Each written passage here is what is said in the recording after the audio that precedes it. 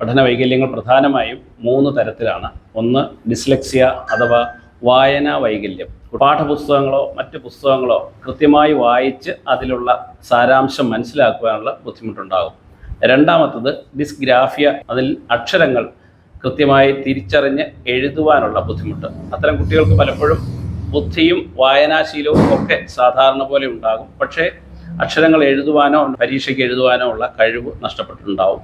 മൂന്നാമത്തെ ഡിസ്കാൽക്കുലിയ, ഗണിതശാസ്ത്രവുമായിട്ട് ബന്ധപ്പെട്ട മറ്റ് ഭാഷാ വിഷയങ്ങളൊക്കെ കൃത്യമായി കൈകാര്യം ചെയ്യുമ്പോഴും ഗണിത വിഷയങ്ങളിൽ ഈ കുട്ടികൾ വളരെ പിന്നോട്ടായിരിക്കും. എല്ലാവിധ പഠന വൈകല്യങ്ങളും ബ്രെയിനിൻ്റെ ഡെവലപ്മെൻറ്റിൽ വരുന്ന വ്യത്യാസങ്ങൾ കൊണ്ടും ന്യൂറോൺസിൻ്റെ ക്ഷതങ്ങൾ മൂലവും ബ്രെയിനിലെ ന്യൂറോ ട്രാൻസ്മിറ്റേഴ്സ് എന്ന കെമിക്കൽ ഘടകങ്ങളുടെ കൃത്യതയില്ലാത്ത പ്രവർത്തനം മൂലവും സംഭവിക്കുന്നതാണ്. ഇതിന് കൃത്യമായ ഹോമിയോപ്പതി മരുന്നിൻ്റെ ഉപയോഗക്രമം കൊണ്ട് വളരെ വ്യത്യാസം ഉണ്ടാക്കാൻ കഴിയും എന്നുള്ളതാണ് ഞങ്ങൾ കണ്ടെത്തിയിട്ടുള്ളത്.